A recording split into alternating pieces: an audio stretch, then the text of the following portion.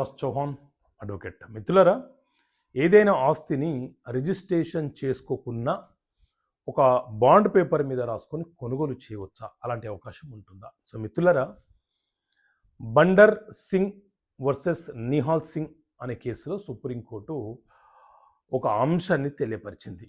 మన దేశంలో transfer of property act అనే చట్టము, అలాగే రిజిస్ట్రేషన్ యాక్ట్లోని సెక్షన్ 17 ప్రకారంగా ఏదైనా ఒక స్థిరాస్తి దాని విలువ 100 రూపాయల కంటే ఎక్కువగా ఉంటే అది ఒక వ్యక్తి నుంచి మరొక వ్యక్తికి బదిలీ అవుతే, అంటే ఆ ఆస్తి మీద హక్కు బదిలీ అవుతే ఆ డాక్యుమెంటు ఖచ్చితంగా రిజిస్ట్రేషన్ కావాల్సిందే. ఒకవేళ రిజిస్ట్రేషన్ కాకుండా అమ్మకాలు కొనుగోలు చేసుకొని ఉంటే ఆ డాక్యుమెంట్ అనేది న్యాయస్థానము స్వీకరించదు, దానికి చట్టబద్ధత లేదు.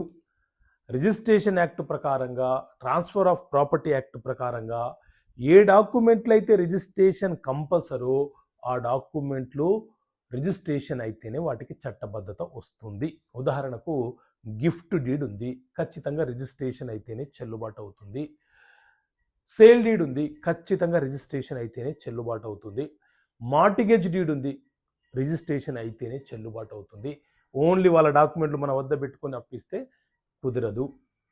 గిఫ్ట్ను బాండ్ పేపర్ మీద రాసిస్తామంటే చెల్లుబాటు కాదు. అంటే కొన్ని డాక్యుమెంట్లు రిజిస్టర్డ్ అయితేనే చెల్లుబాటు అవుతాయి. అదేవిధంగా కొన్ని డాక్యుమెంట్లు అన్రిజిస్టర్ అయినా వాటికి చట్టబద్ధత ఉంటుంది. అవేవి అనంటే అగ్రిమెంట్ ఆఫ్ సేలు, ప్రామిసరీ నోటు, వీలునామా, ఇంకా ఏదైనా మ్యూచువల్ అండర్స్టాండింగ్ MOU పేపర్లు, ఇవి రిజిస్ట్రేషన్ కాకుండా చెల్లుబాటు అవుతాయి. అది చట్టం చెప్పే అంశము. సో ఇలా ఆయా న్యాయస్థానాలు వివిధ సందర్భాల్లో ఇచ్చే తీర్పుల కాపీని మీకు ప్రతి నెల ఒక సంచిక, ఒక మ్యాగజైన్ రూపంలో అందించే ప్రయత్నం చేస్తున్నాం. అది కావాలనుకుంటే ఇక్కడ కనిపిస్తున్న నెంబర్ కాల్ చేసి మీరు సభ్యత్వం పొందండి. ఓకే మిత్రులారా, థ్యాంక్ యూ.